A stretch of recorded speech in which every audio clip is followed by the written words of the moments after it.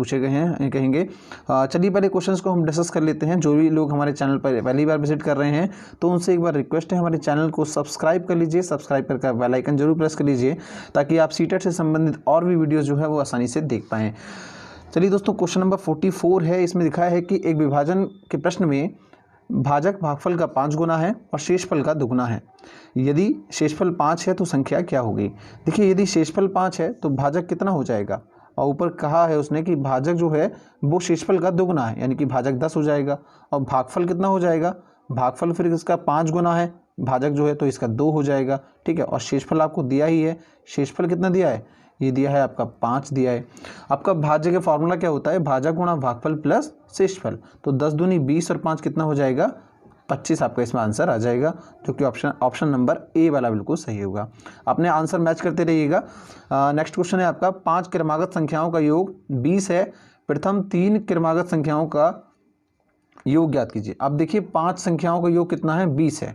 5 संख्याओं का आप माध्य निकालेंगे तो कितना होगा, 4 होगा। ठीक है, 5 चौक 20, यानी कि 4 यदि माध्य है तो 2 संख्याएं इसके इधर होंगी और 2 संख्याएं इसके इधर होंगी क्योंकि क्रमागत हैं। ठीक है, तो यानी कि ये 3 होगा और यहाँ पर 2 होगा और आगे कितना होगा, 5 और ये 6। तो संख्याएं आपकी कौन सी आ गई, 2 3 4 5 6, ये सब संख्याएं हैं। अब इसका आप योग कर लीजिए, 20 ही आएगा टोटल। ठीक है, अब इसने पूछा क्या है कि 3 क्रमागत संख्याओं का योग कितना है। अब देख लीजिए, 3 क्रमागत संख्याओं का योग पूछा है, 2 और 3 5 और 4 9, इसमें आपका आंसर आ जाएगा।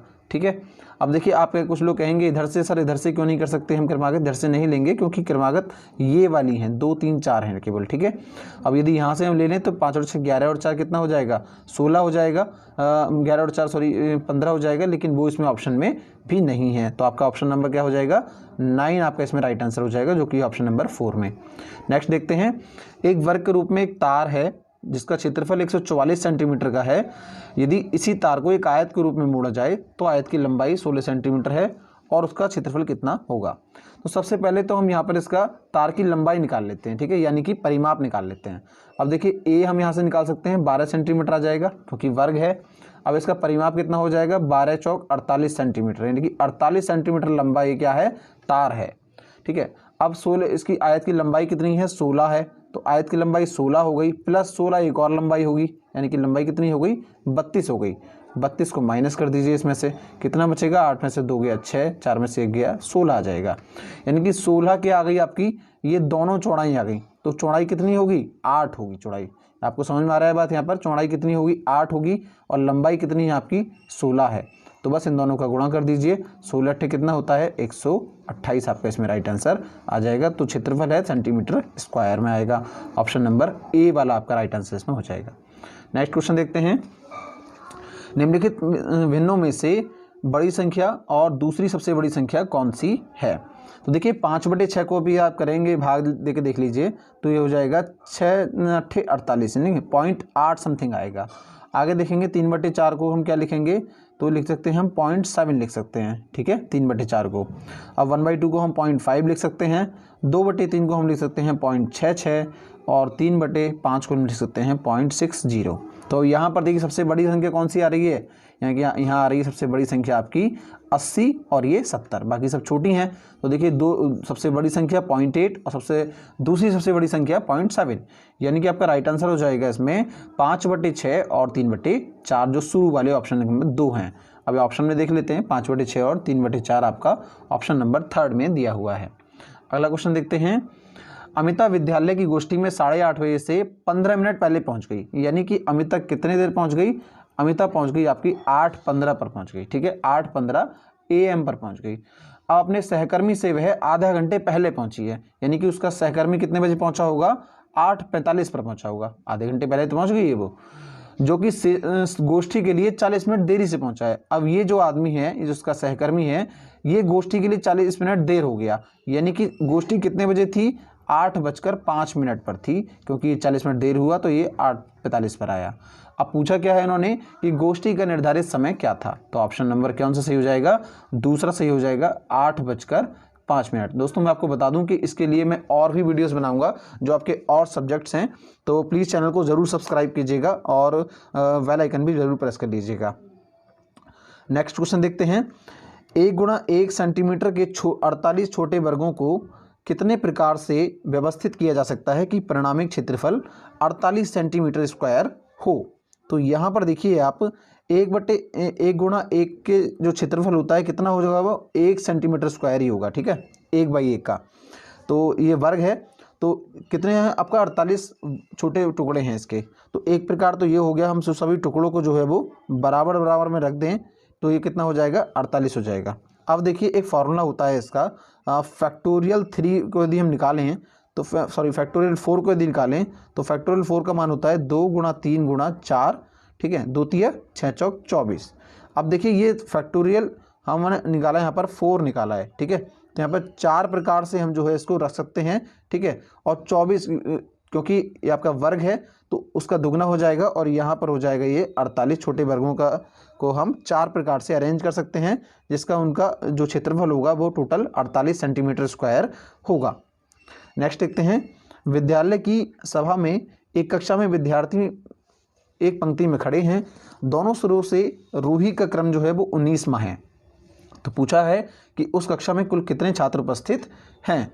इस प्रकार के यदि आपसे सवाल पूछे जाते हैं तो आप ध्यान रखिए कि यदि दोनों सिरों से किसी का क्रम जो है वो दिया गया है तो बस आप उसको जोड़ लीजिए कि दोनों सिरों से उसका क्रम कितना है। मान लीजिए इधर से 19 है और इधर से 19 है, तो 19 कितना हो गया, 38 हो गया आपका, और इसमें से 1 माइनस कर दीजिए क्योंकि जो इधर से आपने काउंट किया है वो इस बंदे को दोबारा काउंट कर लिया और जो इधर से काउंट किया है वो इसको दोबारा काउंट कर लिया, तो यानी कि कितना हो जाएगा आपका 37। इसमें आपका राइट आंसर हो जाएगा, जो कि है ऑप्शन नंबर 4 वाला राइट आंसर है इसमें।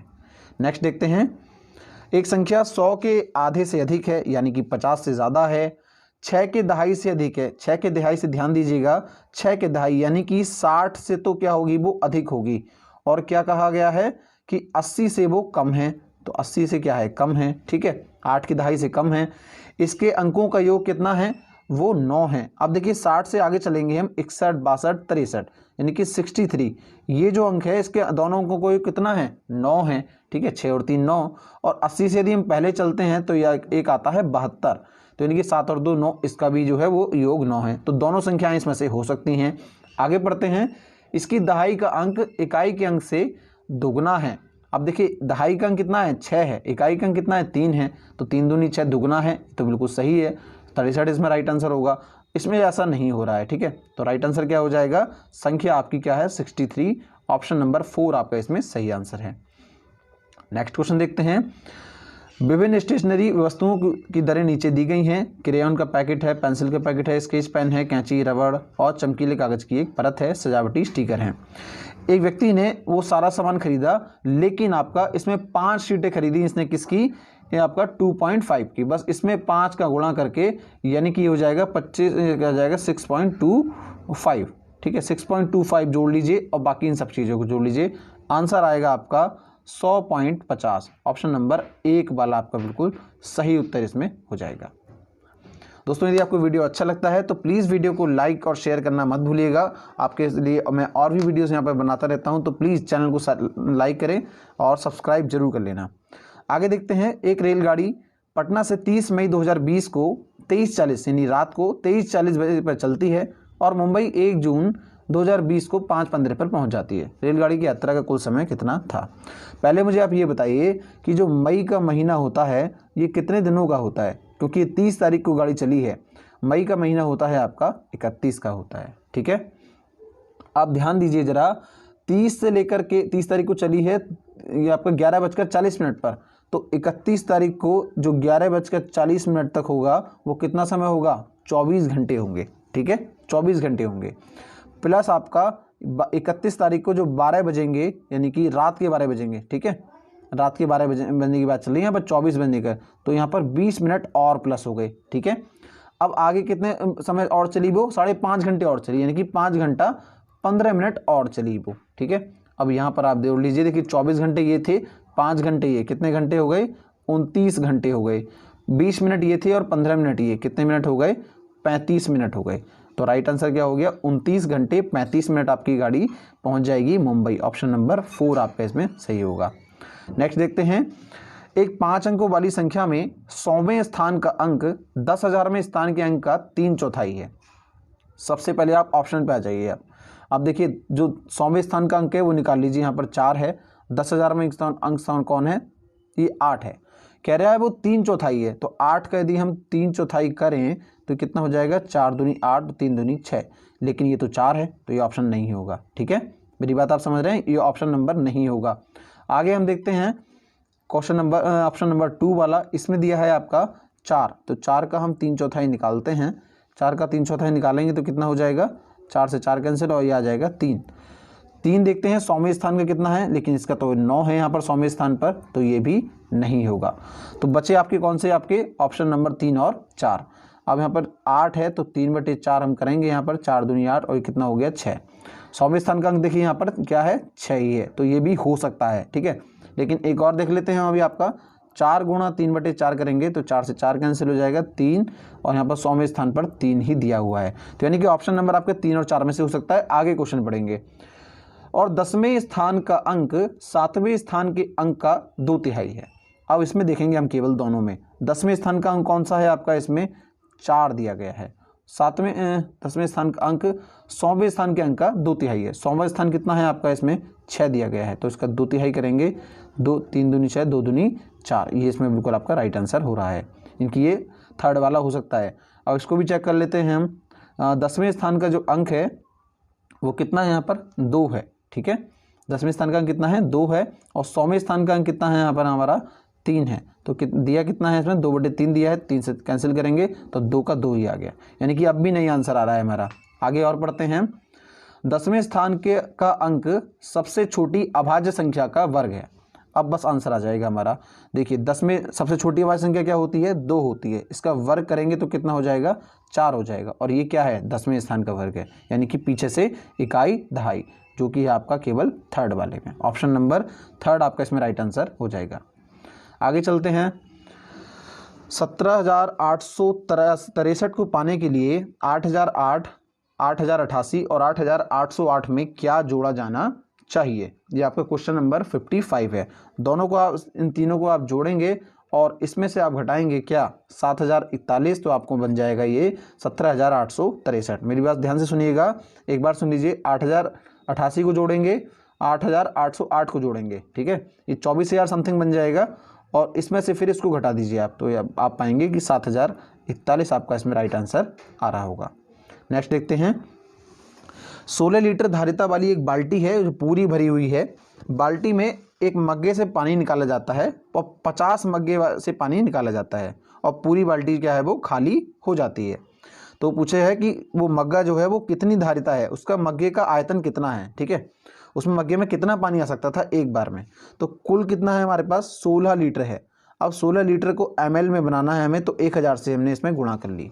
ठीक है, मग्गे से कितनी बार पानी लिया गया? तो 50 बार पानी लिया गया। 50 से भाग कर दो, 5 से 0 0 0 कटेगा, 5 से कटेगा ये 20 बार, और 16 दूनी कितना होता है आपका? 32 होता है। तो 320 क्या आ गया? मिलीलीटर आपका इसमें आंसर आ गया, जो कि ऑप्शन नंबर आपका सेकंड वाला। ठीक है, ऑप्शन नंबर 2 आपका इसमें राइट आंसर है। बहुत ही इजी क्वेश्चन थे दोस्तों, बहुत इजीली आप इसमें यहाँ से क्वेश्चन सॉल्व कर सकते थे। आगे देखते हैं। एक टैक्सी का मीटर पहले 2 किलोमीटर यात्रा के लिए 50 रुपये का भाड़ा दिखाता है, फिर प्रत्येक किलोमीटर के लिए 16 रुपये का भाड़ा दिखाता है।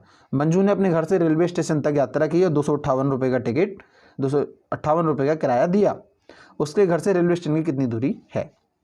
बड़ा इजी क्वेश्चन है, ध्यान से देखेंगे। पैसे कितने चुकाए उसने? 258 रुपये चुकाए। ठीक है, 50 रुपये तो उसने पहले 2 किलोमीटर के चुकाए होंगे। ठीक है, यानी कि अगले इसके लिए चुकाए होंगे उसने 208 रुपये, यानी कि जो पहला 2 किलोमीटर था वो तो चुका दिया इसने, ये 50 रुपये, 2 किलोमीटर तो ये हो गया। और आगे कितने चुकाए इसने? आगे चुकाए इसने 208 रुपये। ठीक है, अब पर किलोमीटर कितना था? 16 रुपये था। 16 से भाग कर लो उसको, 16 एकम 16, 48 हो जाएगा, 16 तिया 48, यानी कि 13 किलोमीटर से आपका आंसर आ गया। 13 किलोमीटर के लिए उसने अतिरिक्त किराया चुकाया, और 2 किलोमीटर के उसने जो किराया था वो चुकाया, तो कितना हो गया? 13 और 2 15 किलोमीटर इसमें आपका आंसर हो गया, जो कि है आपका ऑप्शन नंबर ए वाला, यानी कि फर्स्ट वाला आपका इसमें आंसर सही है। आगे देखते हैं। निम्नलिखित तालिका मारिया और शहनाज द्वारा 100 में से प्राप्त विषयों के अंक दर्शाती है। ठीक है, अब सीधा ऑप्शन पढ़ते हैं। गणित और विज्ञान में शहनाज के कुल प्राप्तांक इन विषयों में मारिया के कुल प्राप्तांकों से अधिक हैं। अब देखिए गणित में, देखिए पहले इन दोनों को कंपेयर कर लीजिए। गणित में जो है वो मारिया के अधिक हैं। कितने अधिक हैं? 10 नंबर मारिया के अधिक हैं। अब इसमें कंपेयर कर लीजिए विज्ञान में मारिया के भी 8 अंक अधिक हैं, यानी कि मारिया के कितने अधिक हैं? 18 अंक अधिक हैं। और ये कह रहा है कि शहनाज के अधिक हैं, तो ये तो गलत हो गया, यहाँ पर ही गलत हो गया। अगला देखते हैं, मारिया और शहनाज के कुल प्राप्तांक समान हैं। बस आप इसको टोटल करेंगे, 8 और 4 12 और 5 17 और 3 20 का 0 हासिल 2, 7 और 2 9, 8 17, 17 और 6 23, 23 और 7 30, 30 और 90 कितना हो गया? 39, यानी कि 390। इसका भी टोटल करेंगे, 8 और 1 9 और 7 16, 16 और 4 कितना हो गया? 20 का 0 हासिल 2, 8 और 2 10, 7 17 और 7 कितना हो जाए? 24, 24 और 7 31 और 8 कितना हो जाएगा? 39, यानी कि 390। दोनों का क्या है? समान है टोटल, तो यानी कि ऑप्शन नंबर आपका सेकंड वाला बिल्कुल सही आंसर होगा। आगे देखते हैं, गणित के शिक्षण अधिगम संदर्भ में निम्नलिखित में से कौन सी प्रक्रिया वांछनीय है? देखिए, शिक्षण अधिगम के क्षेत्र में कौन सी प्रक्रिया क्या है? वांछनीय है। तो देखिए, खुली पुस्तक परीक्षा से बचना चाहिए, बिल्कुल सही बात है, खुली पुस्तक परीक्षा से बचना चाहिए। विद्यार्थियों को बताना चाहिए कि प्रश्नों को हल करने के लिए निर्धारित कदमों का अनुकरण करें, बिल्कुल सही बात है। ये विद्यार्थियों को बताना चाहिए कि निर्धारित कदमों का अनुसरण करें, क्योंकि गणित जो है वो चरण वाइज चलता है, यानी कि स्टेप बाय स्टेप चलता है। ठीक है, स्टेप बाय स्टेप ये आपका मैथमेटिक्स सॉल्व होता है, तो ये भी सही है। भ्रांतियों को रोकने के लिए मुक्त उत्तर वाले यानी ओपन एंडेड प्रश्नों से बचना चाहिए। आप प्राइमरी कक्षा में ओपन एंडेड से बच सकते हैं, लेकिन आगे चल के आपको ये पढ़ाना ही पड़ता है, जिससे आपकी बच्चे की जो तार्किक नॉलेज है, जो अप्रत्यक्ष नॉलेज है, वो उसमें कल्पना शक्ति का विकास होता है। संकल्पनाओं की अंतर्दृष्टि समझ को प्रोत्साहित करना चाहिए, ये बिल्कुल सही बात है। तो इसमें राइट आंसर क्या हो जाएगा? वांछनीय कौन सा है? अब ये बताइए आप। वांछनीय आपका खुली पुस्तक परीक्षा से बचना चाहिए। ठीक है, ऑप्शन नंबर 1 आपका इसमें राइट आंसर हो जाएगा। गणित के कुछ कक्षा में अध्यापक ने निम्नलिखित कुछ प्रश्न प्रस्तुत किए हैं। उस आयत का क्षेत्रफल क्या है जिसकी एक भुजा 5 सेंटीमीटर और परिमाप कितना है? वो 30 सेंटीमीटर है। ठीक है, अब देखिए यहाँ पर इसको निकालने का केवल एक मेथड है, यानी कि ये बंद सिरे वाला प्रश्न है। आप केवल डायरेक्ट फॉर्मूला लगाएंगे, इसका आंसर आ जाएगा। आगे देखते हैं, उन संख्याओं का समुच्चय ज्ञात कीजिए, इनका माध्य 4 है। अब ये जो है वो क्या है? खुले मुक्त वाला प्रश्न है। जैसे मैं बताता हूँ आपको कितनी संख्याएं ऐसी हो सकती हैं। अब पूछा है कि समुच्चय जिनका माध्य 4 है, मैंने यहाँ माध्य 4 लिख दिया और मैं पहले निकाल लेता हूँ इनको, 2 4 और 6, ये एक समूह हो गया। इनका माध्य कितना है? तीनों संख्याओं का 4 है, क्योंकि बीच वाली संख्या है। ठीक है, एक और मैं 4 संख्या लिखता हूँ, आगे मैं यहाँ पर 1 2 3 लिखता हूँ। ठीक है, 3 संख्याएं इसके इधर लिख देता हूँ, 5 6 और 7, ये एक ग्रुप हो गया। जैसे ये समुच्चय है जिसका माध्य 4 है। आप जोड़ के 7 से डिवाइड करेंगे तब आपका 4 ही आना है, देख लीजिए चाहे करके। एक और मैं आपको कर लेता हूँ यहाँ पर, देखिए 0 के साथ में लिख लेता हूँ एक बार, 0 यहाँ से लिख लेता हूँ मैं आपका 3 2 1 और 0। ऐसे ही यहाँ पर आगे को मैं यहाँ 4 संख्याएं और लिख देता हूँ, इनकी 5 6 7 और 8। इनका भी आप टोटल करके यदि डिवाइड करेंगे 9 से तब भी आपके यहाँ 4 ही आना है। यानी कि ऐसी बहुत सारी संख्याएं हो सकती हैं जिनका माध्य कितना हो? वो 4 हो। तो ये क्या है? वो खुले मुक्त वाला प्रश्न है। आगे देखते हैं, 0 से 8 के मध्य सभी अभाज्य संख्याओं की सूची बनाइए। एकदम बना देंगे बच्चे, यदि आप कहेंगे तो। पहले आपका 2 है, फिर आपका आता है 3 आता है, ठीक है, फिर 5 आता है, फिर 7 आता है। ये आपकी 0 से 8 के बीच में क्या है? अभाज्य संख्याएं हैं। ठीक है, तो ये आपका बंद मुक्त वाला प्रश्न हो गया, और कोई इसके सिवा नहीं है मेथड इसका। आयतों के बारे में जो भी आपको गणितीय जानकारी है वो मुझे दीजिए। अब देखिए, आयतों के बारे में बहुत सारी जानकारी बच्चों को हो सकती हैं। ये आपका एक क्या है? वो मुक्त श्रेय वाला प्रश्न है। अब इसमें आंसर हमने देखा कि ए और सी जो है वो क्या है? वो बंद वाला प्रश्न है। बी और डी क्या है? वो खुले मुक्त वाला प्रश्न है। अब देखिए, मुक्त श्रेय वाला प्रश्न कौन कौन सा है? ए और सी क्या है? वो बंद हैं, और बाकी बी और डी क्या है? वो मुक्त श्रेय वाले हैं। ऑप्शन नंबर कौन सा सही होगा? सेकंड वाला ऑप्शन इसमें बिल्कुल आपका राइट आंसर हो जाएगा। आई होप दोस्तों ये वीडियो आपको अच्छा लगा होगा। मैं आपके लिए क्वेश्चन पेपर को सॉल्व कर रहा हूँ। बहुत जल्दी आपको जो है वो सारे वीडियोस जो है प्रोवाइड किए जाएंगे, और सारा सॉल्यूशन आपको प्रोवाइड किया जाएगा। और एक शाम को मैं वीडियो बनाऊंगा जिसमें आपको पूरा 150 प्रश्नों को जो है वो मैं आपको सॉल्व करके जल्दी ही बता दूंगा। Okay, thank you very much for connected with us. और दोस्तों प्लीज़ चैनल को सब्सक्राइब करके जाइएगा, और इस वीडियो को लाइक और शेयर जरूर कीजिएगा।